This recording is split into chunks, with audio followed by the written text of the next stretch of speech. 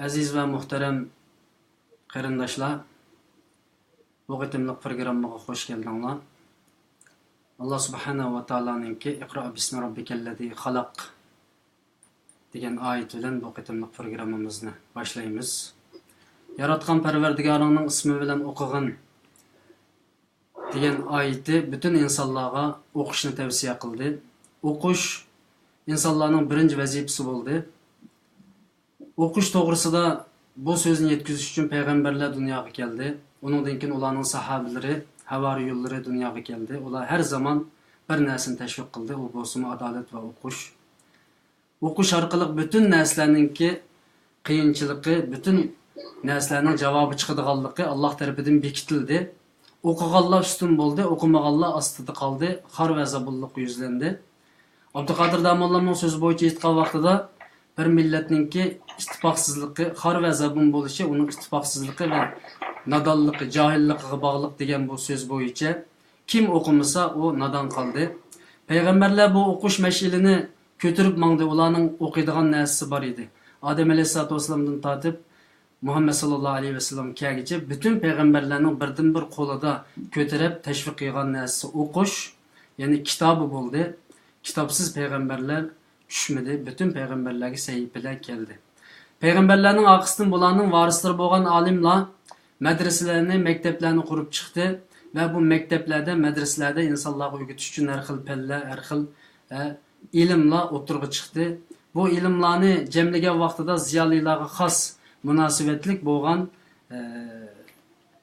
kelimalarning birisi bo'lgan akademik, ya'ni akademiya degan bu narsa o'tirg'i chiqdi. Bütün dünyada akademiya hareketi ciddi ilip verildi. Bularmi Avrupa olsun, mayli Amerika olsun, her qaysi üniversitetlerde ve bizden burun terakki qilgan, ilimde terakki qilgan milletlerde akademik hareket başlandı. Bizden 100 yıl, 200 yıl burun. Ve bu akademik hareket hem bizden ata-bobolarımız tarafından, mayli Mahmud Qashqari, Yusuf Qasacip, Alisher Navoiy olsun, ming yıllarca başka bir namda, başka bir kelimede atılıp kelayotgan bolsa-mu, bugünkü o'qishninki, maktabninki, madrasa va universitetlarda ilib berilayotgan bu kelime akademiya deb ataldi va Uyg'urlarning bunga nisbatan beshini ko'tardi, uyg'ondi va Uyg'ur ziyolilarimizning ichida bir qism akalarimiz, qarindoshlarimiz maydonga chiqib Uyg'ur akademiyasi degan bu tashkilotni, ya'ni bu qurumni qurib chiqdi va necha yildan beri bu Uyg'ur akademiyasi qurilish jarayonida nihoyat jiddiy bir xizmat qilib kelyapti. Nurg'un qarindoshlar bo'lsa-mu, ko'plagan qarindoshlarimizningki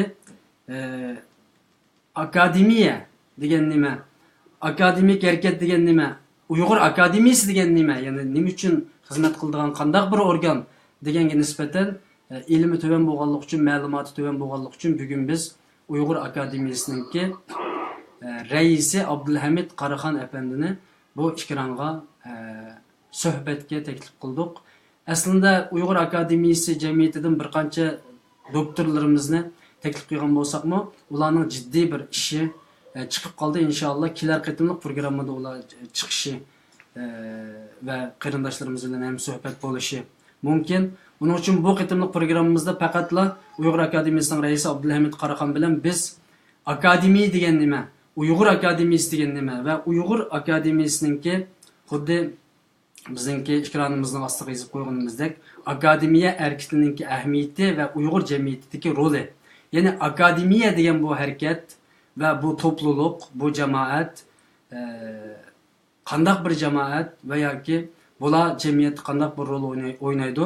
Biz buning javobini bizningki akademiya raisi bo'lgan Abdulhamid Qaraxon apandidan bugun olamiz va uningga munosabatli bo'lgan bir qancha akademiya hareketi ishkillab kirgan asosda biz bu yerda suhbat ilib boramiz.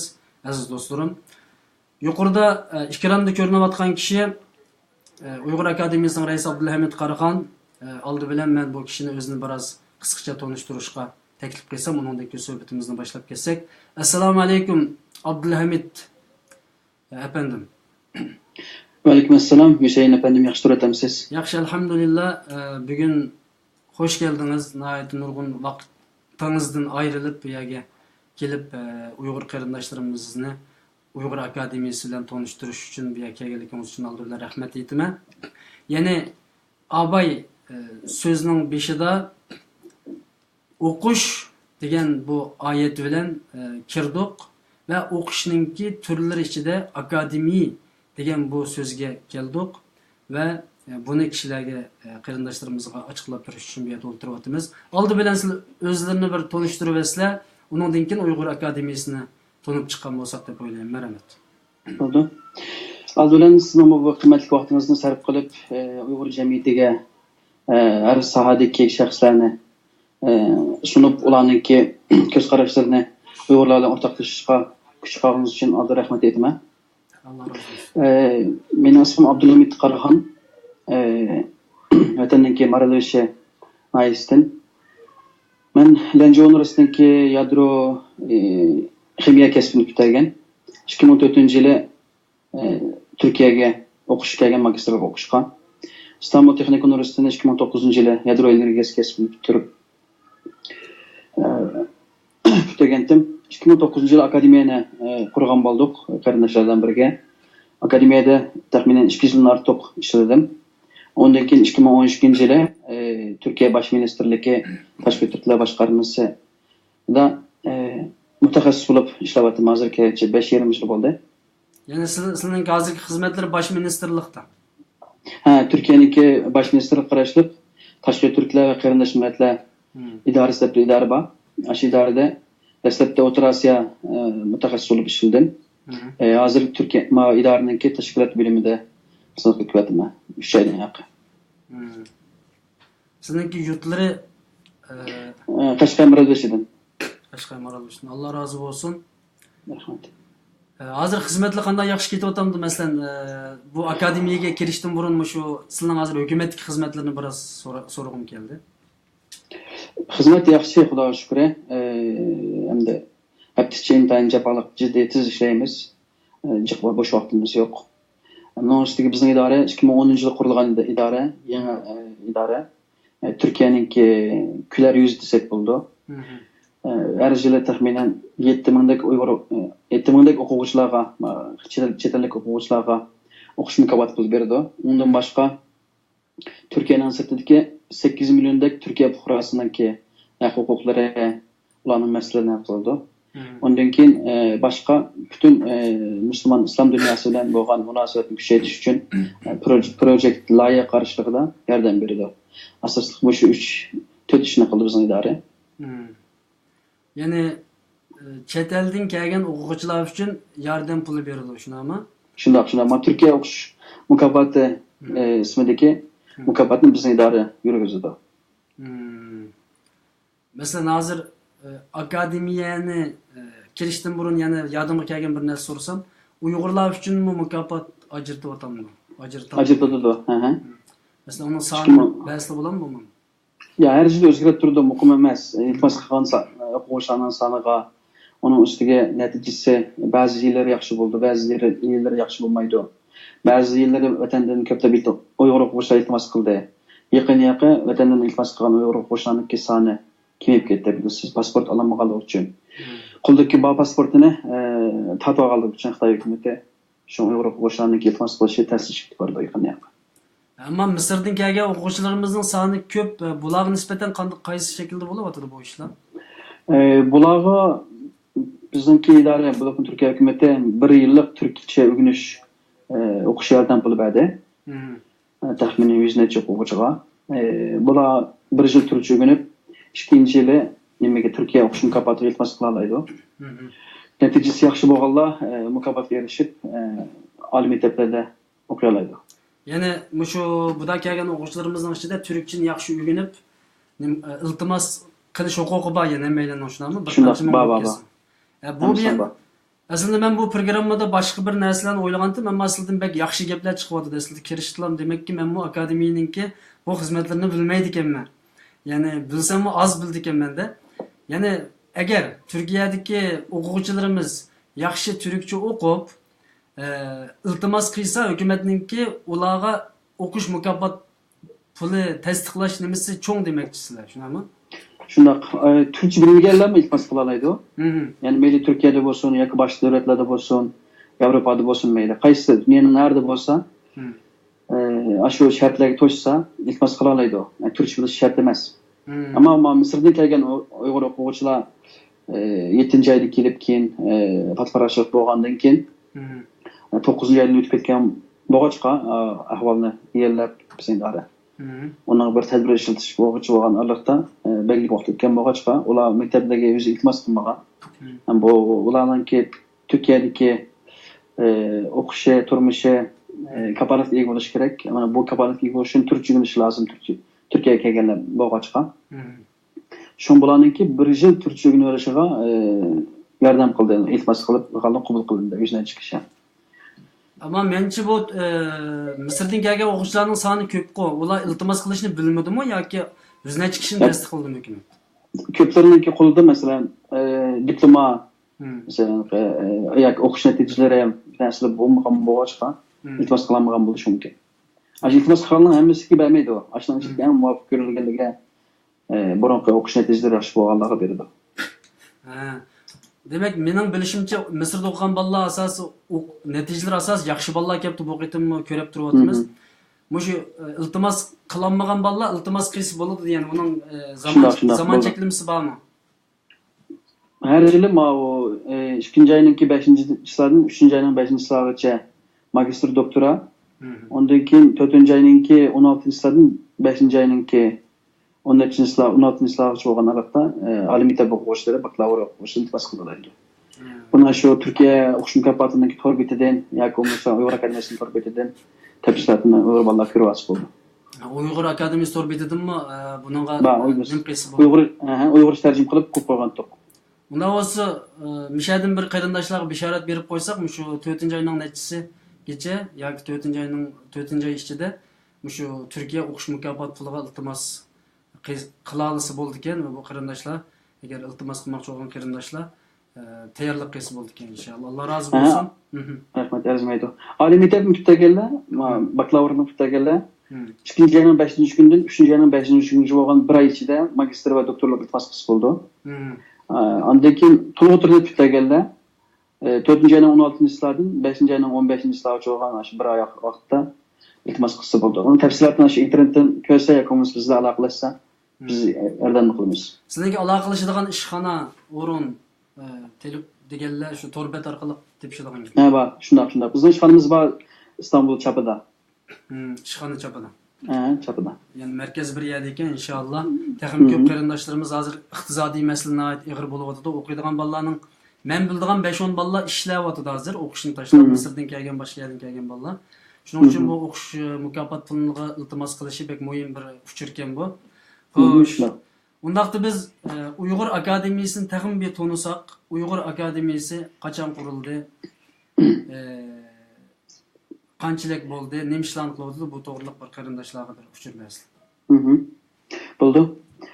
Uyg'ur akademiyasi qurilishidan burun qisqacha bir voqealar bo'lgandi. Turkiyada uni men qisqacha tanishtirib o'tishni xohlayman. Amerikadagi bizningki faxriy raisimiz doktor Erkin Sidiq bilan biz birlikda 2016-yildan boshlab vatandagi o'qish natijasi yaxshi bo'lgan bolalarni Turkiyaga kelib o'qitish ishiga birlikda kuchaygandik. Biz 3 yil kuchayish orqali taxminan 3 yilda bir 40 yaqin o'quvchilarni Turkiyaga kelib, Turkiyada Uyg'ur o'quvchilar o'qiy olmaydi degan ko'z qarashni xotim bergan. Xo'sh. Biz endi bu faoliyatimizni, bu ishni rasmiylashtirish uchun 2009-yili 9-oyning 9-kuni Uyg'ur akademiyasini Turkiyadagi 9 ziyoli birlikda qurib chiqdik. Hamda buning qurib chiqishniki oldida 2 oy burun o'zingiz bilasiz 5-yil voqeasi, 5-yil 40-yilga bo'lib o'tdi. Hamda biz bu 40-yillik bo'lgandan keyin, bu voqea bo'lgandan keyin o'qigan bir ziyoli bo'lish ustimizdan millat oldimizdagi borchimizni ado qilmasak bo'lmaydi ekan. Dunyoning har yerida o'qigan ziyolilar, o'quvchilar bor ekan. Ular hamma bir yerga yig'ilib, hamkorlashib, millat uchun bir ish qilmoqda. Buningki xotim beramiz deb ashuni o'ylab turib Uyg'ur akademiyasini qurib chiqdik. Dastlab qurilgan vaqtimizda sonimiz ozdi. Keyin amaliy faoliyatlarimizni, xizmatlarimizni ko'rgandan keyin dunyoning har qaysi joylaridagi millatparvar Uyg'ur ziyolilarimiz sepimizga barabar qo'shilgan bo'ldi. Hozirgacha 9 yil bo'libdi. 9 yil ichida Uyg'ur akademiyasi demokratik shaklda saylanib bo'ldi. Haqiqatan yoshirma ovozdan saylanib bo'ldi. Hozir 3 navbatlik boshqarish shaharlari vaziyat o'tadi. Oldimizgi 8 ayda akademiyaning 4 navbatlik saylami berildi. Saylamdan keyin yana yangi qarindoshlarimiz vazifaga o'tirilgan gap. Degandek 9 yilni yaqin biz har qaysi davlatlardagi ziyolilar bilan aloqani kuchaytirib keldik. Uyg'ur o'quvchilarga qo'limizdan kelishicha yordam qilishga tirishdik. Hamda Uyg'ur jamiyatiga qaraydigan bo'lsak, har sohada yetishgan Uyg'urlarga intayin jiddiy ehtiyoj bo'lyapmiz. Ammo bu yetishgan Uyg'urlarmi bir-birimizdan aloqa qilmay qochib, Uyg'urlardan o'zining faqat shaxsiy turmushini, hayotini o'tkazishni maqsad qilgan Uyg'urlar xil bor ekan. Ular magistrlikni, doktorlikni bitirib olgan. Xili ko'p Uyg'urlar Uyg'ur jamiyati bilan aralashmay, o'zining faqat hayotini tadqiqotini olib borgan ahvol ig'ir ekan to'q. Bizni 9 yillik qilgan emniyat xizmatimizda buning bir qismini o'zgartgan bo'ldik. Aslida ziyolilar millat oldidagi borchini nima uchun o'qish, nima uchun ishlashga borchni, majburiyatlarini hozir ko'p o'ylandi deb o'ylaymiz. Allah razı olsun. Yani ben bir şeyde hem de size çok kabulmaydı deyime. Bu Uygur Akademiyası kuruluştan burun hazır mı hem nispi şekilde bu Uygur ziyalilerinin hizmet kılış nispeti pek töven buldu dep qarayım chet elde. Hatta yüzlerce doktor var chet elde. Ama biz ularning ne ismini bilimiz, ne hizmetini bilimiz, ne o'rnini bilimiz aş şekilde bo'ldi. Ama akademiya qurilgandan keyin akademiyaning har yillik yig'inlari, har yillik konferanslari, olimlarni bir yerga yig'ib bergan xizmatlardan bu ishimizni xili o'qiganlar bakan-g'o deb u vaqt bizmi levimizni tushildik. Bu necha vaqt niyog'i bular nerede bu g'iti dedik. Ama yaqinda bir Allah razı bo'lsin hamda hozir siz degandek akademiya qurilgandan keyin akademiya zaten bu ziyolilar hareketininki bir ismi bu aslında. Yani bir obyektiv qaraydigan bo'lsak, endi xo'sh, men boshqa gap ketmay so'zni. Yani hozir qilayotgan xizmatlar asosliqi mushuma, yani ziyolilarni uyg'otish va ularni birlikka keltirish va qo'ldan kelishicha bir xizmat qilish nim bo'ladi. Buni biroz tafsilga kirgan bo'lsa, yani bugungi akademiya nima ish qilyotdi? Bo'ldi. Akademiyaniki qilayotgan asosli konkret xizmatlarini deb o'tsam, birinchisi biz har yili 9-10 oylarda Uyg'ur fan tadqiqotchi, adib va ziyolilar uchrashishda bir uchrashuv olib boramiz. Bu uchrashishda biz keyingi vaqtlarda biroz kasbiy sohaga kirgan bo'ldik. Har yili yangi bir temada taxminan 20 atrofida mutaxassis, doktorasini tugagan mutaxassislar o'zining tadqiqotini o'tirib qo'yib kelyotdi. Bu bizning qilayotgan faoliyatlarimizning ichidagi eng muhim bir faoliyat. 9 qatim yapmadık. 9 yıl içinde aldığımızdaki 9. aylarda 10. yapmakçı. En ahırda Uygur medeniyeti tadqiqot ilmiy muhokamaga yapmadık. Uygurlarni qalaq medeniyetsiz terörist millet deyilganlarga Uygurlarning ne kadar medeniyetlik tarixining intayin uzun bütün Türk dünyasıga, İslam dünyasıga medeniyet yaratgan bir millet ekanligini tuntgan bo'ldik. İkinci en asaslı qilayotgan faoliyatlarimiz ana til hatırlash ilmiy muhokamasiga bo'lib keldi. Biz 2010 yıldan başlap onu 7 qatim o'tkazgan bo'ldik. Her yili Dünya Ana Til kunida, yani 21 fevral kunida biz aslında 21 fevral kunidan keyin oldi kenida Uygur ana tilini hatırlab kelyapmiz. Bu orqali Uygur tilining vatan ichi sirtidagi duch kelgan xirislar, bulardan qanday qutulamiz, avlodlarimizga qanday Uyg'urcha o'tamiz, biz Uyg'urlar vatan ichi sirtida qanday qilib o'zimizda mavjudlikni saqlab qolamiz, buni muhokama qilgan asosda ilib bordik. Üçüncü bir qilgan faoliyatimiz magistr va doktor o'quvchilar ilmiy muhokamasiga bular o'qiyotgan ilmiy maqolalar chiqqan Uyg'ur o'quvchilar o'zininki qobiliyatini yetildirish uchun sahnadan bir o'rin beraylik. Bularni o'zining bilgan narsasini boshqalar anglatsin. Bu jarayonda yetishgan o'quvchilarimizni bayqab, bu sepimizga qo'shayli degan maqsadda o pilotni yapardik. Bu uchinchisi. To'rtinchisi, biz tarixiy shaxslarni xotirlaymiz deb 2015-yildan boshlab Uyg'ur mutafakkirlarini xotirlashni muhokamalarni yapardik. Eng burun Yusuf Asakir, Ahmed Yassavidan boshlab yaqin zamon tariximizdagi shaxslarga bo'lgan, mesela Abdurrahman Turgachgacha bo'lgan taxminan bizim ichki yilda 9 shaxsni xotirlab o'tdik. Bularning hammasini universitetdagi oliy maktabdagi professorlarimiz, dotsentlarimiz bular haqida leksiya berdi. Bu 4-chi qilgan faoliyatlarimiz. 5-inchisi biz başdan oxiri shu o'quvchilarningki o'qish ishiga, o'quvchilarimizningki maktabga kirish ishiga ahamiyat berib keldik. Yani o'quvchilar biz maktabga kirish uchun qanday material lozim, nimalarni tayyorlash kerak. Bu vaqtda davomli o'quvchilarni ta'minladik, ijrolarni olib bordik. Ondan birga biz Tavfiq o'qish mukofoti deb 2013-yildan boshlab Tavfiq o'qish mukofoti ta'sis qilib, hozirgacha 29 o'quvchiga o'qish mukofoti berdik. Bu yil 11 o'quvchiga berdik. Shundan jami 40 o'quvchiga Tavfiq o'qish mukofoti bergan bo'ldik. Bular 8 oylik, ya'ni yilda iltimos qildi. Jami 40 o'quvchiga bergan bo'ldik. Endi shu 2-yilning 15-soatdan boshlab yana 10 o'quvchiga bir ma'rifatparar Uyg'ur qarindishimiz bilan o'zim 10 o'quvchiga o'qish mukofoti beraman. Mumkin bo'lsa doktorlikni bitagan bo'lsa texnik yaxshi degan narsani dedi. Biz shu oldimizdagi 80 kungacha, ayt o'yingacha 2 kun ichida tafsiliy bir uqtirish chiqarib, Turkiyada o'qiyotgan, bularning doktorlikda, magistrlikda o'qiyotgan o'quvchilarga, o'qish yordam puliga ehtiyoji bo'lgan o'quvchilarga 10 o'quvchiga biz o'qish yordam puli bermoqchi. Bundan qo'shilsa jami 50 o'quvchi bo'ldi. O'qish yordam puli necha pul atrofida bo'ladi? Uni bizningki hozir 2015-yilda bergan pulda $200 doktor o'quvchisiga 700 lira bo'ldi. Turkiyaning puli bilan taxminan 750 lira bo'ldi ekan. Yilg'imi? Beyiga. Yiga $200. Ha, $200 bo'ldi. Bir o'quvchiningki shu 8 oyga $1600 bo'ldi. Ham bu pul bir o'quvchiningki normal tamoqqa yakun siyat xiyitidir. Ya jiq pul bu. $200 yani hisobda hozir 800 TL yaqin pul bo'lib qoladi. Shunday. Endi bizningki iqtisodiy sharoitimiz boshqa bir davlat organlari bizni qo'llab o'quvchilarga o'qishlardan program beradi degan narsani deb haqida hozir biz bu vaqt kuchayapmiz, ammo hech bir davlat organlari buni qilmaydi ekan. O'zininki o'qish mukofoti tasdiqlangan bo'lg'achqa, aşağı gitmas qilsin deydi ekan. Boshqa bir manba bo'lmagan bo'lg'achqa, bu o'quvchilarga az bo'lmagan bir madad bo'ldi deb o'ylaymiz. Shundoq. Men unchalar pul beradi deb o'ylamabdim-a. Bunda bo'lganda masalan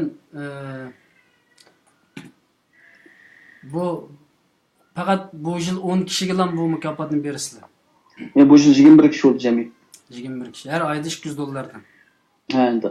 Ma yaqinga keyin qatim qabul qilingan doktor o'quvchilarga $200 beramiz. Burun berganlik $150 bergandik.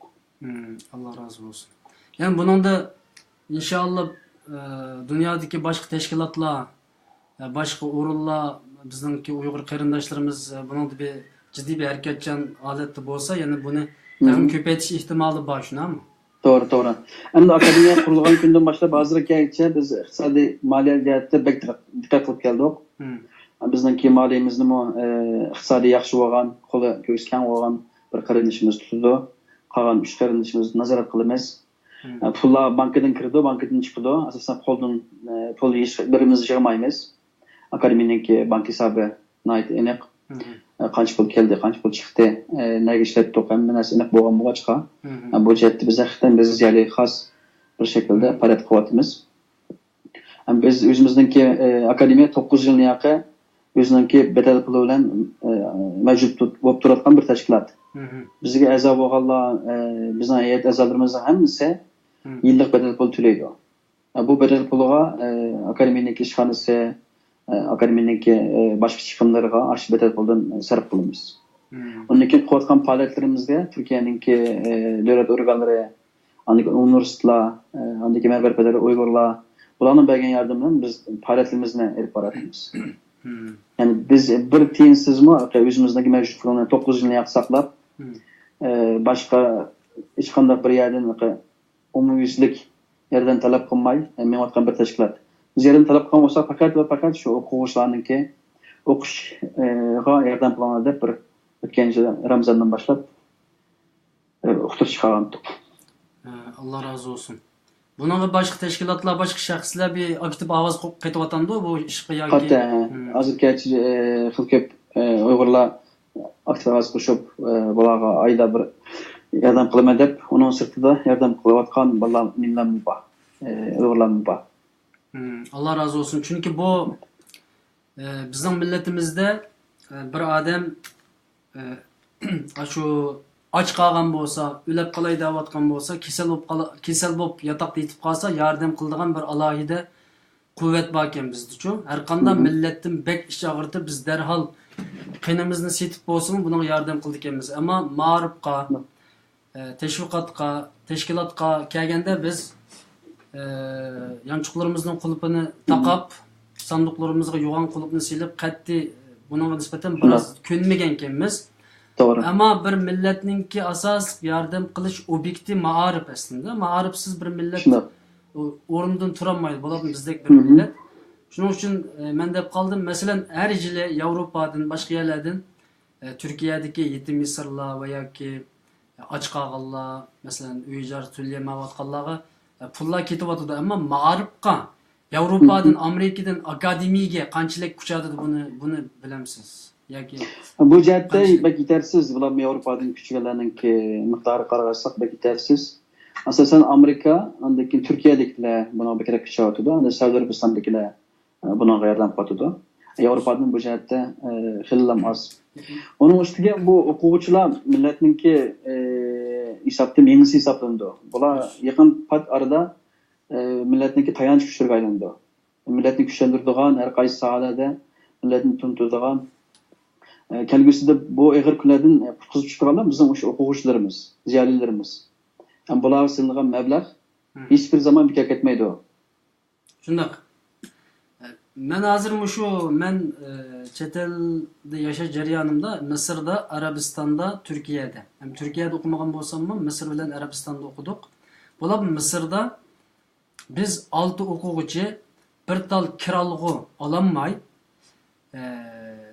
biz bak qiynaldik. Qo'limizda kirjuyib, hozir kasal bo'ldik hammamiz. Masalan, hozir shuning dadini hozir tortyapmiz.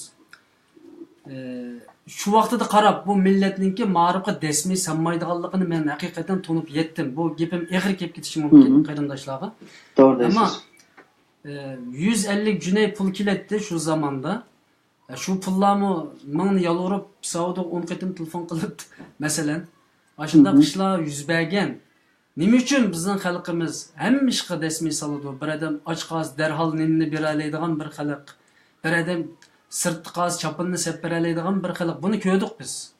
Bir odam zot kasal bo'lib qolsa, yoki doktorxonaga uchib qolsa, butun millat qo'zg'alib ketadi ekan Sharq Turkistonda. Hatto chet elda mashina ekan. Men buni ko'rdim. Ajab isl millatgan deydi ekanmiz. Masalan, Misrdan o'quvchilar keldigan vaqtida butun millat qo'zg'alib chet elda iqtisodini berdi. Ammo sistemlik ma'rifqa nima uchun xalqimiz yanchiqqa qo'lini solmaydi-ki, o sadiqa jariya, o ashura payg'ambarimizning degan bir odam o'lib ketsa 3 narsa bor. Uning bilan qolib qoldigan ikkisi qaytib ketadi, birisi qaytib ketadi, ikkisi qolib qoladi deb shu qolib qoldigan amallarning ichidagi bir odam bir shogirdni tarbiyalab qo'ygan bo'lsa, bir farzandni tarbiyalab qo'ygan bo'lsa, uning o'qigan butun savobi uning yaxshilik hammasi ashuna o'lakka yetib turdi dedi. Unda bo'lsa, insonlarni tarbiyalash obyekti bo'lgan, markazi bo'lgan bu ma'arifqa, akademiyaga, universitetga, maktablarga nima uchun bizning xalqimiz u qadar nim qilolmaydi deb shu vaqtdan tortib bizningki shaxsan mening bir talib bo'lash, o'quvchi bo'lash suhbatim bilan haqiqatan qo'saq ko'pigim bor.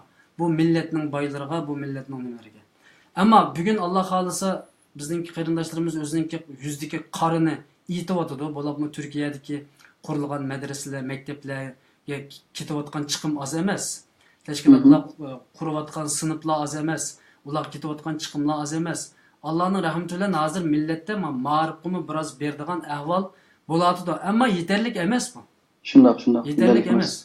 Qat'iy yetarlik emas. O'quvchilarimiz masalan bugun men shaxsan bo'ladigan 10-15 kishi oshxonada ishlayotidi, oshpazlik qilyotidi, u yer bu yerda madika ishlayotidi. Burun o'quvchi. Nim bo'ldi qarindoshlar? Maktablarga bormadinglarmi desak, hatto men ikki o'quvchini bir yerga uvatdim. İkisi o'rilish bo'lib qaytib keldi. Nima ish qilsa, iqtisodning yo'lini qilolmadi ashballa. Keyingi o'qishning iqtisodning yo'lini qilolmadi. Qilolmagandan keyin u bolalarga u yig'ri keladi, o'qish degan oson bir narsa emas. Chunki gapimni tugasam, akademiyaga nima uchun Yevropadan buningga kuchmaydi? Buning sabablarini bilaman. Buning sababi biz o'zimiz bo'lgan bo'lishimiz mumkin. Biz o'zimizni yaxshi tushunmagan bo'lishimiz mumkin Yevropadagi qarindoshlarimizga. Ama bundan keyin inşallah nasip olsa bu yılda bir Avrupa'ya bir ziyaret beriş niyetimiz var. İnşallah. Yani bundan bir iş Türkiye'de bulap olmuş o 3-4 aydan başlap kelgen okuyatkan, üniversite okuyatkan okuvchilar yaman qiyin ahvalda qolib qoldi. Ailesinden ayrılatkan iqtisadi yardım to'satdan uzilib qoldi. Bilimiz hem de vatan sirtqa qaytdi pul avatish, pul transferi cheklangan bo'lg'achqa nurg'un o'quvchilar ishni topolmay qiynalib qolgan bo'lg'achqa biz Ramazonda shu uqtirishni chiqargandik. Hozirgacha biz asosan iltimos qilgan muvofiq deb qaragan o'quvchi bo'lganmizki biz o'qishlardan pul berib keldik. Agar o'zimiz berolmasak boshqa Uyg'urlarning qarindosh tashkilotlar bor, boshqa qarindosh fondlar bor. Undan keyin turklarning tashkilotlari bor, ashlarga avatib ammo o'quvchining yardım bor deb biz hech bir o'quvchini tashlab qo'ymadik hozirgacha. Haqiqatan shart to'shsa, ma o'quvchi o'qib millat uchun bir ish qila ekan degan narsaga ko'zimizga yetsa biz yordam ko'rsatamiz. Boshqa tashkilotlar o'zining qo'lishning kelishicha Uyg'ur o'quvchilarga yordam ko'rsatadi. Buni yolg'iz Turkiyalik tashkilotlar emas, Yevropadagi, Amerikadagi boshqa Avustraliyadagi, Yaponiyadagi tashkilotlarimizga qo'ldan kelishicha shu Uyg'ur o'quvchilarning o'qishiga mablag' selish kerak deb o'ylayman. Chunki bu bek muhim. Biz yaqinda har yili 10 yaramliq odamni tarbiyalab yetishtirib chiqarsakmi 10 yilda atrofimizga qarasak 100 odam bo'ldi ekan. Bu kuch millat uchun çok az kuch bo'lmaydi ekan. Ya'ni sal qarab bo'lmagan kuch. Shu bu nuqtaga sal qaramaysiz degandek bütün Uyg'urlar shu o'qiyotgan o'quvchilarga samimiy shaklda yordam qilib, ular bilan bo'lgan munosabatni texnik qo'yiqlashtirib, ularning kelgusida boshqalar yordam qila oladigan millatninki ig'ir kunlar qog'otida faqat yaxshi yashash, yeb ichish uchun emas, millat uchun xizmat qiladigan bir holga kelishimiz kerak ekan. Hamda hammamiz ayon vatanda hozirgacha yaxshi o'qib olam, hech qanday bir ishga aralashma, o'zining turmushini, xizmatini yaxshi qil degan bu so'zni intayin ko'p anglaymiz. Hamda bu söz belirli bir şekilde tesirini yetkazib deb o'ylayman. Chunki Amerika, Yevropa, meni Türkiye olsun, Yaponiya olsun, o'qigan Uyg'urlar xillam ko'p. Ammo millatning derdi derman bo'lgan, samimiy bir şekilde xizmat qiladigan Uyg'urlar uncha ko'p emas. Hozir bütün Uyg'urlar haqiqatan hozir Uyg'urlarning o'zimizga buningda ziyolilarning mas'uliyati bormi yo'qmi? Ya'ni hozir ig'ir mas'uliyat bor. Sizningcha chet elda buni munosabatsiz bir masalani o'tirib qo'ysam, chet elda qanchalik doktor bor Uyg'ur doktorlardan? Ya'ni kallangizda biz egallagan ahvolga qaraganda taxminan 500 darajada doktor bor ekan. Ya'ni Uyg'ur xalqininki 500 dana doktori bor. Haqiqatan muajiratda hisobda taxminan shunchalik keldi ekan. Biz bilmagan boshqalarni aralashmagan Uyg'urlarmi bor ekan. Ama ben 5 doktorunu aram bilemem 5 doktorunu. Şundak. Bu bek korkunçluk bir gap. Ben azı sizden anlap hakikaten korkup gidiyotum. Uygurların içinde 500 doktoru var deysiz. Doğru mu bu? Türkiye'nin özlemi en az degende 40'tan artık doktora bitirgen Uygurlar var. 40 etrafında. Maşallah. Mesela Amerika ile Avrupa'da en köpken. Yaponiya ile şu Amerika'dan köpken. Avrupa'da unç köpemezken bize biraz soruşturup nem kıldık. Bu doktorlar sizince kaça uyguna bula gözünü kaça? Bu doktor açmagan gözünü xalq açamaydı da mesela. Bunun bir cevabımız var. Pat arada biz böyle titreşsek, bularla münasebetini ornatsak, bularmı müşsepki qetildi. Aniqla. Qetilmayganlar bu çıktı ama onu mecbur olmaydı. Ama köp sağındakiler, eğer biz hizmetini yaxshi qilsak, aşılarla bağlı münasebetini oruntup, aşılarını kaydı kılsak, emniyet kılatkan hizmetlerimiz bilen, ola biz sizden birge mağlı dep olayım. Hazır hem de biz akademikler kengişini kurup çıktık. Hoş. 29 Uygur doktor var aşın işte, profesör, Akademiyede. dosent. Bizdeki hem de isatta mesleğet kengişimiz desek buldu. Akademideki umurtqısı. Akademideki kuatkan çoğun işlerde aşılarının mesleğetini elip, ondan keyin elip barımız. Hem de dünyanın arkadaşı yerlerinde 29 kişi ketildi. Onun da başka bizge a'za bolgan akademideki heyet a'zalary ve sırtın akademik vekil bolup atkan Uygurlarning sany taxminan hazır 100'ge yaqin yetdi o. Hem bu hesaplaymiz okugan Uygurlar bolgandan keyin bu az küç emas. Şuna. Biz bunun biraz hizmetimizde yani biraz japalık işler ziyalilarning bolgan münasebetini biraz texim yaxshi qilsak. Bu ziyalilarning küçüne yani bir katım uygutup millet için bir iş ifademiz de böyleyimiz. Allah razı olsun. Mesela hoş. Akademideki faaliyetleri kelgen to'g'ri bir ish qilib qoldi. Hoş. Bizden de akademi kurulgandan başlap şu torbetimizge intayin küçüdük. Torbetine biz kütüphane altı ekilimizde. En yaş makallarını topladık. Tədqiqatçılarımız makale yazdı. Biz evet ulan ilan kıldık. Bir katım 2013 yılı çökep gitti. 2300 baş makale battı. Onu esliga keltiremey ne kıldık. 2013 yılgacha Uygur Akademisining torbeti vatanda uçuktu. Vatandagi milyon necha yuz minglagan o'quvchi, ish xizmatchi, ziyolilar hammasi Uygur Akademisining torbetiga kirib, bizning qilayotgan faoliyatlarimizdan xabarda bo'lib, yaxshi maqolalarni o'qib qilatdi. 2013-yil u torbet taqilib ketib, 2013-yildan boshlab yangi bir qayta bir to'plashtirishdik. Hozir akademiyaning torbetida va kutubxonasida 3000 necha isbotchilik maqola, kitoblar bor. Biz buna rahmet berip geldik. Bu bizim hanıyan bir faaliyetimiz. Ondan başka biz Türkiye'de her kaysi teşkilatlardan boğan, mesela Türk teşkilatları deyimiz, cemiyetlere boğan münasebette biz Uygurlarınki medeniyetlik, münetiklerliğine, okuğan Uygurlarınki köpükelliğine her kaysi muhacirette. Uygurların küçük bir münetiklerliğine biz aşınlamaya kaldık hazır kayıtça. İnşallah. Hazır hem şu akademiye hareketinin ehemmiyetini aslında cık to'xtalamadık çünkü vaqt münasebeti bilan. Roli meselesinde elbette abaysıl degandek özümüzde bo'lishi mumkin değil. Bundan da hammalarning mecburiyeti var. Çünkü bir cemaatni, bir topluluk, bir toplumni, bir teşkilatni hammalardan tam kuch chiqarmasak olmaydi. Şahsen abay dile Avrupa'ya bir sebep adile. Bunun da inşallah biz Gollandiyadaki kıyırdaşlar şahsen bizdeki kıyırdaşlık stüdyosu her zaman karşı aldığımız hatta müşahedeki katnaştım ki işlerini şahsen ben hazır verdi versem kaya gitsanız şu yage apırışka terişimiz Allah kalırsa. Yani rolü meselesinde bir Uygur halkıda kandak bir rol oynaydı bu rol aslında sizlerin kolonlarda buluş gerek. Yani ya ki bizning deyli Uygur akademiye bir ma'rifning merkezi noktası bu.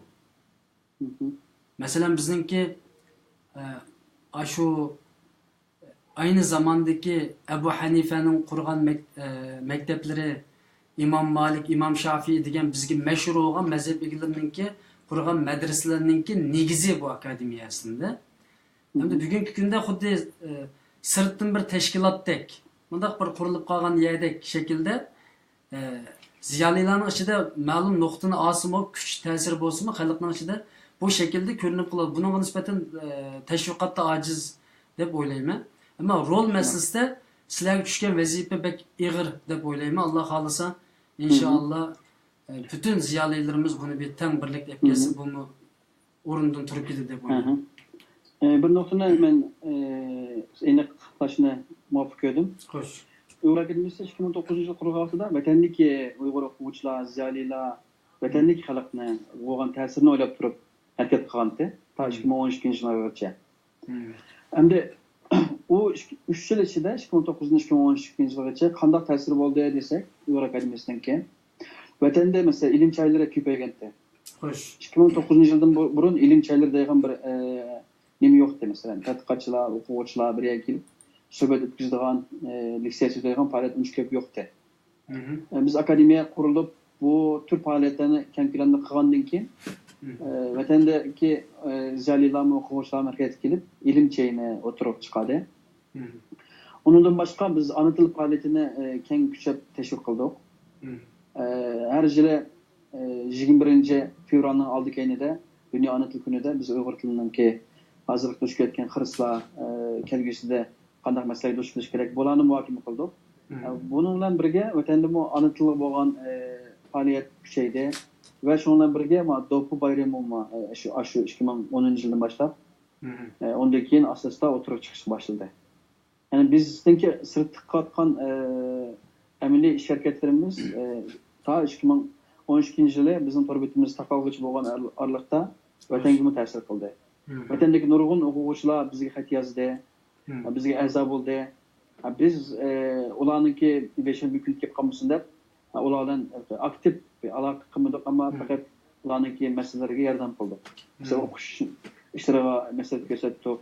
Tadqiqotchilar tadqiqot qilmay kimlar aloqa qilma degan aloqa ishlariga biz yordam qildik. Shu jihatda biz endi ilmiy bir shaklda ularning hayoti bexatarligiga ta'sir etmagan asosda faoliyatimizni yapardik. Endi 2013-yildan boshlab endi 2018-yilgacha bo'lgan shu 6 yil ichida biz akademiyaning faoliyatlarini sirtqi qarta ulab Amerikadagi ziyolilar boshda bo'lish usti bilan boshqa mujoratdagi ziyolilarga bo'lgan teşvikatımızı küçültüp geldik. Yani bularla bu alakamızı küçültüp. Ondan keyinki vaxtlarda biz faaliyetlerimizni biraz keskinleştirdik. Yani burun hem Uygurlar xalqan timida so'zlayapti. Biz keyinki 3 yilda timlarni keskinleştirib, mesela edebiyat, til, tarix, medeniyet bu shu sohaga yuzlandirdik. Chunki millat o'ygansin, o'zining kim ekanligini bilsin. Kelgusida qandaq bir millat bo'la oladiganligini his qilsin, qadrini ko'tarsin deb shu temalarga qaratdik. Xo'sh. Bu bizningki ko'rurmanlar hozir inkaslarni yozib o'tadi, ochiq ko'rurmanlar maqtab yaxshi duo tilaklar bo'layotadi. Ko'rurmanlarimizdan bir qarinishimiz debdi, bu yoshlarni tashkillashda acizlik bormi yoki yoshlarni obdan tashkillash nimasi bo'lgan bo'lsa bir taklifni yozibdi hisobda. Bunga nisbatan qanday qaraysiz? Yoshlarni tashkillash harakati bormi akademiyada? Biz endi o'quvchi bolalarni konferanslarımızga kelib, tadqiqotchilarimiz bilan tanishib, ashlarning tajriba saboqlarini, ashlarning bilimini egallab, kelgusi yetishib chiqishiga baştan boshlab biz ahmiyat berib keldik. Ama yoshlar bizdan qechib biz normalda ilmiy bir faoliyat qilgan bir tashkilot bo'lsakmi, yoshlar o'zining bexatarligi va boshqa siyosiy besim sabablardan bizdan qochgan ahvollar bor. Buni inkor qilsak bo'lmaydi. Nima uchun qochadi yoshlar sizlardan? Sizlar qo'rqinchlikmi yoki bir nima sabab? Biz 2013-yili biz Turkiyadagi bütün tashkilotlar bilan hamkorlashib, men ishlayotgan tashkil turklar idorasiga Uyg'ur o'quvchilariga mas'ul bo'lib vazifa yuklagan. Xo'sh. Shu 2013-yili biz 180 lik o'quvchini tanlab vatandan ularga nima chaqiriq o'tib hukumatning nomida. Vatan tashkilot nomida emas, Turkiya hukumatining nomida biz vasitib bijidik uni. Turkiyaning 4 tashkilot birlikda bu ishni bijidik. Yani bu yil qabul qilingan o'quvchilar intayin tanlangan xil o'quvchilar bo'lgan. Bu o'quvchilarningki Türkiye'ye kelib bular 180 lik o'quvchining kelishi bek cho'ng bir ishdi. Undan burun o kadar chiqsanda bek 30-40 atrofida o'quvchilar kelayotgandi. Biroqlar 180 ga ko'tarilishi ba'zilarini Xitoylarni urkitdi. Shundan 80 lik o'quvchi kelinmay pasportda blok qilindi. Pasport bekor qilindi. Shunday bekor qilindi. Ama bununki biz baş bo'lib qotgan bo'lg'achqa Uyg'ur akademiyasi bu javobgarlik bizga otildi. Shundan ba'zi kishilar tashkilotlar demay, ba'zi kishilar va boshqa bizningki Uyg'urlarning dushmanlari Uyg'ur akademiyasini intayin qo'rqinchli bir tashkilot shaklda Uyg'ur o'quvchilar shu shaklda tunitdi. Akademiyaga barsang, beşinchi dert qaldi Xitoylar hukumat sening oilangni seni baramaysiz deb shundoq bir narsani tarqatdi jamiyatda, Turkiya jamiyatida. Shu sabab tufayli Uyg'ur o'quvchilarda bir andish qilish nimasi tug'ildi. Ilam shu narsani ilam tarqatgan Uyg'urlarimiz bor İstanbulda. Gerçi biz hozirgacha ilm ma'rifatni, fan texnikani oldin plan qo'yib, Uyg'urlarniki Uyg'unish harakatiga ahmiyat berib kelayotgan. Chunki umum safa yuksalmasa, bu millatni qutqizish mumkin emas. Nurg'un tashkilotlarimiz bor, nurg'un insonlarimiz bor. Xalqaro munosabat nemo, bayroq nemo, vatan nemo, territoriya nemo, davlat qanday tashkillandi, bundan hech birisidan xabarsiz. Buni chunqur o'rganmaymiz. Boshlarni to'g'rab ish qilamiz. Ondan keyin chunqur nima xatolik yuz bergan gap. Prinsipal xatoliklar yuz beradi. Bularni tuzatmay bo'lmaydi. Bularni tuzatish uchun Uyg'urlarning umum safhasi yuksalishi kerak. Yuksalgan vaqtida undan keyin o'ziniki nima qilish kerakligini undan keyin biladi, undan keyin qaror qiladi. Shundoq. Men bu Uyg'urlarning umum safhasini yükseltishdan burun avval doktorlarning umum safhasini yükseltsak deb o'ylayman. Birinchi doktorlardan boshlasak, chunki bu bosh padichilar bo'lmasa qo'ylab petirab ketganligi %100 aniq. Allah belgilab bergan padichilar bular-ku Qur'oni Karimda. Atiyulloh va atiyur rasul va ulul amri minkum fas'alu ahla zikri in kuntum la ta'lamun degan oyatlarda shu aniqlanmış doktor, professor, burun molla olim deb atalsa yoki Mevlevi yoki cho'ng boshqa nomlar bilan atalgan bo'lsa, bugungi dunyoda varisatul anbiyolar, ilm egalari, doktor, magistr, professor deb atalyotdi.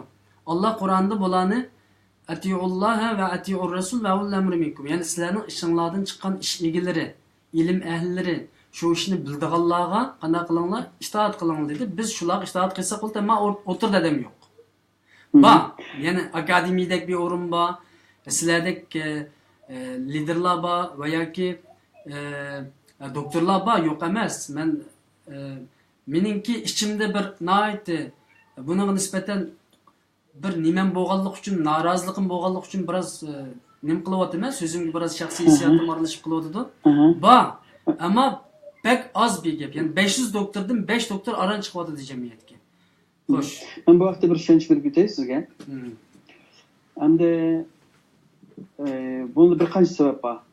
Birisi bayonda o'tganidek bizniki ota-onamiz, o'rtoqlarimiz o'qishni maqsadini faqat yaxshi yashash, yaxshi bir turmushda erishish, yaxshi bir xizmatga erishish, uyning yaxshisini, qimmatini elish, mashinaniki nochisini minish, shunday qilib o'zini qutqizishni oldin nishon qilgan ahvol yo'q emas ekan. Bu bir muhim bir sabab bo'lishi mumkin. Ikkinchisi,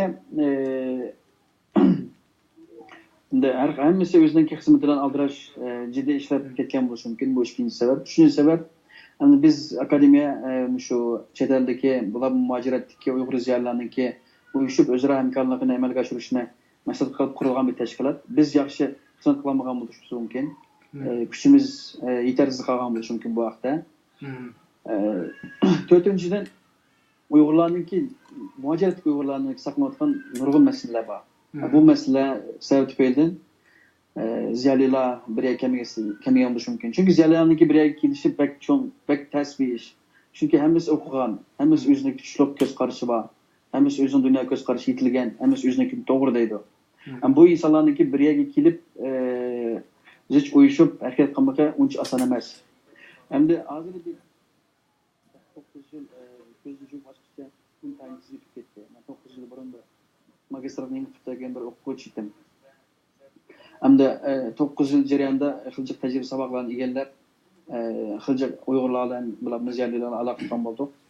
İnşallah bundan keyin agar biz kuchsak, qarindoshlarimiz bizga yetarli darajada yordam qilsa, bu ojiz nuqtamizni asta-asta yetib ketalaymiz, tuzildi deb o'ylayman. İnşallah. Yani bir şeyde bir kichikgina qo'shimcha bir narsani sizlarga desam, doktorlarga bir deydigan so'zlar bormi? Xalqarodagi. Va hozir hamda Uyg'urlarniki beshiga tarix ko'rilmagan ig'ir bir musibat, ig'ir bir zulm, ig'ir bir kunlar, qora kunlar deb turadi. Hamda bu xil sharoit ostida mayli vatan ishsidagi har qanday bir Uyg'ur bo'lsin, Uyg'urlar bo'ldi ekan, bu millatning taqdiriga ko'ngil bilmay boshqa amal yo'q. To'g'ri biz hammamiz ishlaymiz, xizmatimiz aldirash, oilamiz bor. Ama bundan sırf akşamları, şembe akşamları, boş vaktimizde millet için hemmimiz özümüzden koldan kilişçe tırışmay bulmaydı. Bunu bulakmı ziyaliler, bulak Uygur doktorlarımız, magistrlarımız bunu kılışkı mecbur. Eğer bunu biz kılmasak, kelgüsü de biz milletimizge, evlatlarımızga yüz gelenmeyimiz. Ama şimdi demekçi. Allah razı olsun. Hoş, bizimki yani timimiz akademiya hareketining ahamiyati degan masalada aslida bir qisqacha to'xtalib qoldik. Chunki ahamiyatni xalqimiz dahi yaxshi tushunmaganligi uchun uning soldigan mablag', uning soldigan dasmiy biroz shundoq yaxshi bo'lmay o'tdi. Undan boshqa Uyg'ur jamiyatiga roli masalasida akademiya o rol shu va ulul amri minkumdiki ish egalari o'tda haqiqiy podichilar masalan mushu jihatda rol jihatda bugungi Uyg'ur akademiyasininki roli qanchalik bo'ladi masalan ya'ni Turkiya hukumatiga nisbatan bir besim paydo qila olgandek kuchliqmi ma'rif sohasida xili cho'ngroq bir bundaq bir rol o'ynadinglarmi yoki o'ynash ehtimolliklar taraqqiyot qanday bo'ladi bu to'g'risida ozroq to'xtaldi. Bo'ldi. Ama Uyg'ur Akademiyasi hozir Turkiyada qurilgan 9 yil bo'ldi. Turkiya hukumati biz bilan yaqindan aloqa qilib masalalarni Uyg'urlar duch kelgan masalalarni bizni egallayotdi. Bular bu Turkiyadagi Uyg'urlarning beji kelgan musibatlar, qiyinchiliklarni bizni egallayotdi. Vatandan nima ishlar bo'tdi. Bular haqida bizning qaranlik doktorlar izni talab qotdi. Biz bularni beryapmiz. Bu bir. İkincisi biz başka devletlerdeki bular Amerika'ya 10. ayda bir konferans o'tkazdik universitetlar biriga Uyg'ur Akademiyasi birlikda Uyg'urlarniki ana tili va duch kelgan xiristlar haqida bir konferans qildik. Bu vaqtda Amerikadagi ziyoratimiz shunday yaxshi bo'ldi. Hamda biz Uyg'urlar ham o'qigan ziyolilar vatanparvar millatparvar Uyg'urlar xillam ko'p, uncha oz emas. Ama bizden bir acizliğimiz birlikte uyuşup teşkilleniş. Çünkü bu teşkilleniş degende bu bir ügünüş değişlik olan mühim bir hizmet, mühim bir cereyan. Hem de bizimki 250 yıllık bu g'irqlik mustamlika hayatımızda Uyg'urlar o'zi vatanida xohlagancha tashkilot qurib, xohlagancha bir organ qurib, uyushib o'zining ishlarini qilolmaydi. Bundan boğaçqa biz Uyg'urlarda tashkilotchilik ruhi tashkillanishimizda ojizlashib ketgan. Davlatdan davlatga hozirgacha hamda boshqa millatlarga qaraganda biz bu jihatda uncha kuchli emas. Buni e'tirof qilishimiz kerak. Shu sababdan bo'lgan bo'lishi mumkin. Biz amdilatin tashkilot ziyolilar bizning qilayotgan faoliyatlarimizga aktiv ovoz qo'shib, ichidan bir qoyillik bo'lib bizga ergashayotdi. Biz neçə yıldan bu yan bunu təşkilatlar qilayotganlarning ko'pinchisi biz yoshlar. Aslında o'tir yoshlar. Biraz yaşı cho'ng bo'lgan unvon jihatdan nim bo'lganlar dastlabda bizdan nim qilib bu bak jafoliq bir xizmat bo'ldi 9 yil bo'yicha. Biz biraz yordam qilgan bo'ldi. Keyin arada bizning yordamimizni biraz uzgan bo'ldi. Keyingi 3 yilda qaytib bir yerga kelib uyushib bugünkidek bir nimaga keldik. Biz 9 yıllık şu teşkilatçılık hayatımızda davalıklar oldu, qiyinchiliklar oldu. Bunun hemmisinin tük sebebi biz teşkilatçılıkta Uygurlarınki bularmı okugan ziyaliler olsun, meyli dini ülümalar olsun, ya olması başka normal Uygurlar olsun, hemimizin bu cihette acizliğimizin balığını itiraf oluşumuz gerek. Onun üstüne bu ziyalilerin köpüncüsü de hem de haqiqiy ma'nosini inson bo'lmaydi. Diniy e'tiqod undan keyin tarixiy tushuncha unchalik nima emas. Chunqur emas. Bu chunqur bo'lmagandan keyin o'zininki millat oldida, o'zininki dini oldida mas'uliyati, burchi nima buni bilmayotgan ahvol bor. Biz mushu jihatda o'zininki burchini his qildira olsak, samimiy bir şekilde aloqa qilib, o'zimizdagi nima ish qilmoqchi ekanligimizni tushundira olsak, cho'ng kuch bo'lib qilamiz deb o'ylayman. Endi mingning kuchi, aql kuchi hamma narsani besib tushidi. Axir qilib bo'lmaydigan ish yo'q. Yani Allohniki kuch qudrati bilan bizga bergan aql farosati bilan mumkin bo'lmaydi degan narsalar mumkin bo'ldi. Eng oddiysi 1921-yili 8 Xitoy ziyolisi bir Kommunist partiyasi deganni qurib, hozir 80 milliondek a'zosi bor dunyodagi eng chong partiyani, eng kuchli bo'lgan bir davlatni boshqarib bordi. Xitoylar jinda shunday qildi. Shunday. Ya'ni biz ko'zga ilmagan maymoq 7 Xitoy 1921-yili partiya qurib, bugungi kunga keldi. Biz Uyg'urlar nima ish qila olmaymiz? Ular şu zamanda Yaponlar tarafından besilgan veya ki şuna aciz bir zamanda şuna biz nima ish qilamadik bundaqda? Shunday. Biz hozir shuna o'xshab ketamiz. Yani menimki his qilganim o'qigan tarix kitoblarim nimada mushu ziyolilar o'qigan nimalar haqiqiy millat a'zosidagi borchini ado qilmagan bo'lg'achqa biz mushu kunga qoldik. Bu 8 Xitoy ziyoliymidi shu vaqtda yana doktor ziyoliymidi yoki normal odam? Ya doktor ziyoli bo'lmasmi, hech bo'lmasa universitetda bo'lgan, magistraturada bo'lgan, Rossiyada, Fransiyada, Yaponiyada o'qigan, chet elda o'qigan ziyoli hisoblanadigan Xitoylar edi. Demak, mushu Xitoylar, ziyoli Xitoylar oldiga chiqib bir partiyani qurib, hozir bizning beshimizga balo o'g'idek, dunyoning beshiga balo o'g'idek darajaga keldi. Shunday. Xo'sh, demak biz Xitoydek bo'la olmadik, bo'lolmaymiz desek qarindoshlarning ko'ngli kelib qoladi. Bo'la olmadik, bo'lolmadik desek o'g'idek o'zimizga bir savolni qo'ysak. Agar biz samimiyatlik bilan qattiq tirishsak, shu ishni ahli bersak, bu ishni qila olamiz. Yani bir ishni amatmi qila oladi, san'atmi qila oladi degan gapga men ishonmayman. Shunday. Har ishning ahli bor, shu qilish kerak. Uni Qur'oni Karim degan zot. Fasalu ahli zikri. Sizlar u ishni bildigan odamdan so'rang degan, ammo bilmaydiganning qo'lig'imi tushyapti bu ish, masalan. İnşallah o ishlarni isloh bo'lib ketadi. Xo'sh, sizningki vaqt bir yak beryapti. Eng boshda nihoyatda o'ylamagan yerdan bir masalani o'tirib qo'ylar.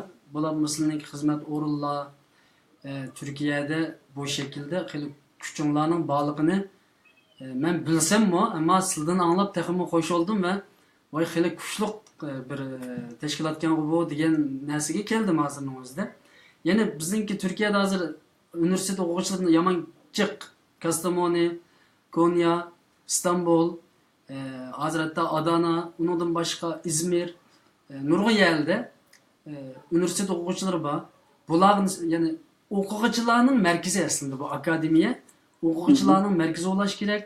O'quvchilarning rolini tutib mangadigan bir o'rin bo'lish kerak deb o'ylayman shaxsan men. Qanchalik to'g'ri, qanchalik xato uni bilmadim.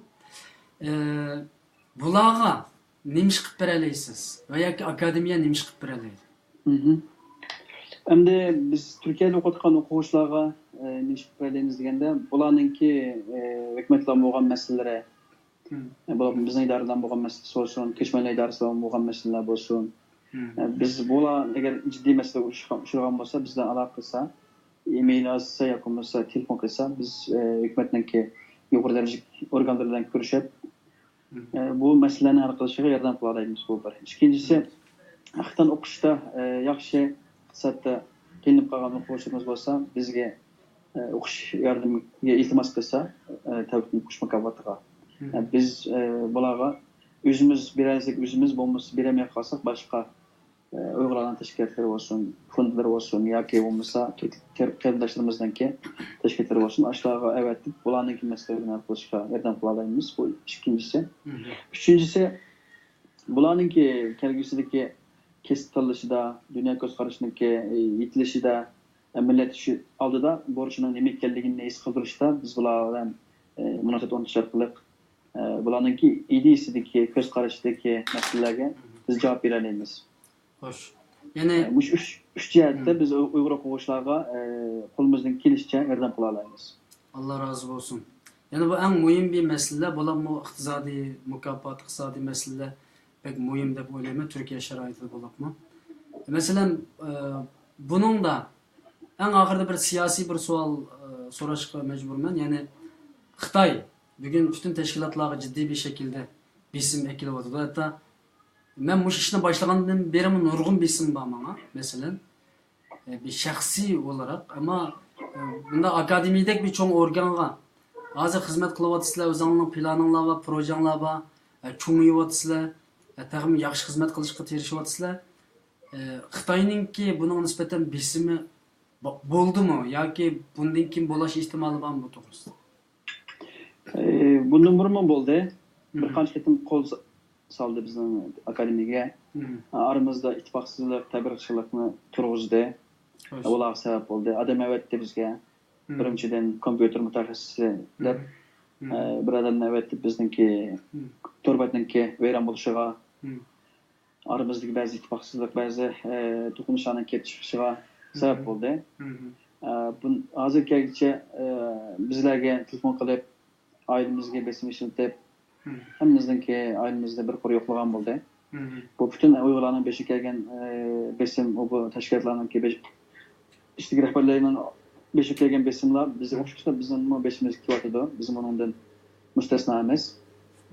Bundan keyin qilmoqchi bo'lgan faoliyatlarimizda bular unga qarshi harakat qilmaydi degan bo'lmaydi. Xo'sh. Ammo Allohga tavakkul qilamiz, tadbirni qo'ldan bermaymiz. Dushmanni yaxshi tunish,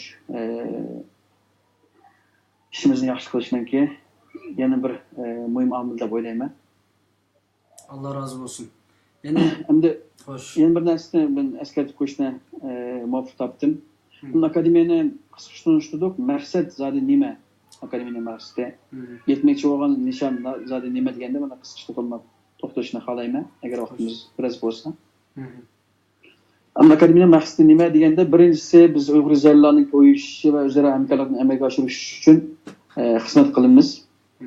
Uyg'ur fan ma'rifatining taraqqiy qilish uchun mushu ish uchun xizmat qilamiz. Ikkinchisi Uyg'ur milliy ro'yini uyg'otib, Uyg'ur milliy kimligini qo'llab qilish uchun xizmat qilamiz. Uchinchisi Uyg'urlar ehtiyojli bo'lgan muhim sohalarda qo'limizdan kelishicha ixtisosli xodimlarni yetishib chiqish uchun o'quvchilarga yordam qilamiz. Bu 3 maqsad akademiyaniki maqsadi. Ham nishoni deganda Uyg'ur akademiyasini o'sha Uyg'ur bularni diasporada, muajiratda intayin kuchli bo'lgan bir tadqiqot markaziga aylantirish. Muajiratdagi butun ziyolilarningki biriga kelgan hamkorlashib Uyg'urlarningki milliy taqdirini yaxshilanish uchun kelgusida kuchli va qudratli bir millat bo'la olish uchun bir o'zimiz tunib chiqa oladigan haqiqiy bir tadqiqot markaziga aylantirib, akademiyani tadqiqot markazida adam yetishtirib oladigan bir institutga, hatto universitetga aylantirish mushuni masala qilyapmiz. Agar mushu ma'rifat o'chog'imiz bo'lganligim bo'lsa, bu Uyg'ur millati har qanday beshiga kun kelsa yo'qolmaydi. Yani bu bizningki kelgusidagi taqdirimizda va kelgusidagi mavjudligimizda pek muhim deb o'ylayman. Allah razı olsun. Programmanın oxiriga keldik. İnşallah bugün nayet yaxshi bir suhbat bo'ldi. Intayin sakin, nayet ilmiy şekilde akademiyani yana bir qaytim qisqacha tunib chiqdik inshaalloh. Men bir qancha doktorlar bilan bir suhbat ilib beryapman inshaalloh. Akademiya bilan jiddiy aloqasi bo'lgan doktorlarimiz bor. Oxirida bizningki faxriy raisimiz doktor Erkin Sidiq, doktor Shuhrat Mutallib ve doktor hozirgi faxriy raisimiz doktor Rashad Abbas bu 3 kishiniki samimiy salomini sizlarga yo'llayman qarindoshlarga. Allah razı olsun. Ondan başka Amerika'daki ve Avrupa'daki başka Uyg'ur doktorlarımız yakın şu bir qancha hafta, bir qancha oy ichida maxsus shu ziyolilar, muajiratdagi ziyolilar nima ish qilish kerak, qaysi ishlarni yaxshi qilishimiz kerak, bu haqda ayrim munosabat o'rlashtiramiz deb planlayapmiz. Ularni o'zira ishlatadi. Hozir vaqt biroz qisqa bo'lib qolib, bular qatnasholmay qoldi. Bu sabab tufayli turdoshlarimizdan kechirim so'rayman. Allah razı olsun. Yani bir qatimliq programmada Allah xohlasa yana akademiyaninki meyli azası bo'lsin, meyli bo'lmasin, şu akademik meseleler üstüde yana inşallah sizlarni qaytadan ekranda qarindoshlar bilan ham suhbat bo'lishga chaqiraman. Bu yer nurg'un qarindoshlar intayin ko'p nimalarni inkaslarni yozdi. İnkaslar ko'p bo'lganligi uchun hammasini deb bo'lib bo'lmaydi. Akademiyami aktiv bo'lgan bir tashviqot gruppasi ahamiyat berilishi kerakmi deb yozibdi qarindoshlar. Chunki zaten bütün teşkilatlarda teşviqat kemchilligi bor ham teşviqat bo'lsa-mu ilg'orsizlik kemchilligi bor. Ya'ni dunyodagi hozirgi teşviqat usuli bo'yicha emas, klassik teşviqat usulida manganlik uchun kishilarning diqqatini tortmayotdi. Shuning uchun bu teşviqat jihatdan inshaalloh balkim uningga bir plan projesi bor deb o'ylayman sizlarniki. Hani bu jihatda biz kuchimizdan yetishga tirishib keldik, ammo yetarli deb qaramayman o'zimmi. Xo'sh. Hem dinimdek akademik to'g'ri beti bek muhim. Nurg'un tarixiy qimmatga ega, o'qish qimmatiga ega nurg'un maqolalar bor. Akademik to'g'ri kitobxonasida nurg'un kitoblar bor, 1500 dan ortiq kitob va maqola bor. Bularni bizningki Uyg'ur qarindoshlarimizniki bo'sh vaqtida o'qib o'zininki umum safosini, tarixga bo'lgan ko'z qarashini, bilimini chuqurlashtirishini tavsiya qilaman. İkinci bir nimeden de biz akademideki sohbetindeki Türkçe ve İngilizcesini bundan keyin biraz canlandırıp Uygurlar münasebetlik Türkçe ve İngilizce makalalarını köplep oya ilan kılıp yayınlap bizimizdeki mevcut ahvalimizni başka milletlerge düşündürüşte bir belirlik mecburiyetimiz var da öyleyme. Buna güç cihetin hem de yeterlik bu maatimiz ama bundan keyin buna ama ben her zaman teşviqat sahasida men hatta qo'limdan kelishicha yordam qilishim tayyor inshaalloh. Xo'sh. Bu yerda bir qarindishimizning asli programmani tugatmoqchidim, bir muhim bir savol bor ekan. Yezibdi inkos orqali deydi Xitoylar qayerga borsa bir o'quvchilar uyushimiz qurdi ekan. Biz nima bo'ldikki Xitoydek bo'lolmay o'quvchilar uyushimiz yo'q debdi. Buningda Uyg'ur akademiyasining o'quvchilar uyushmasi bor deb o'ylayman men. Bormi? Bizdeki o'quvchilar o'quvchilar bölümümüz var. Uyuşumumuz yok. Nima uchun yo'q? Hem de sebebi şu. Uyg'ur o'quvchilarningki yerime bevosita shu vatandan kelgan bo'lg'achqa Uyg'ur tashkil bilan hech qanday bir aloqasi yo'q. Bularni ko'pinchisininki ota-onasi vatanda, yurti qoldir vatanda. Bular yili ham hech qanday bir tashkilotga, hech qanday bir Uyg'urga aralashmay o'qishim bilan o'qisam, hech qanday bir ish bo'lmaydi degan narsaga, falsafaga ko'z qarashga ishonaylik. Buningki bu ko'z qarash. Hozirmi shu ko'z qarash ishonaylikmi? Hozir masalan Xitoy chegarini taqab E'lon shunday ishonaylik. Masalan Tungin og'an qabrimizda bu yerda bir gapni qistirib qo'ysam yodimdan bor vaqti. Internetdan taqash ehtimoli bor. Xitoy taqashni ba'zi yerda taqashni buyruq yig'ilishini bildiryapti. Hatto vatan bilan ham butunlay aloqamiz uzilib qolishi mumkin.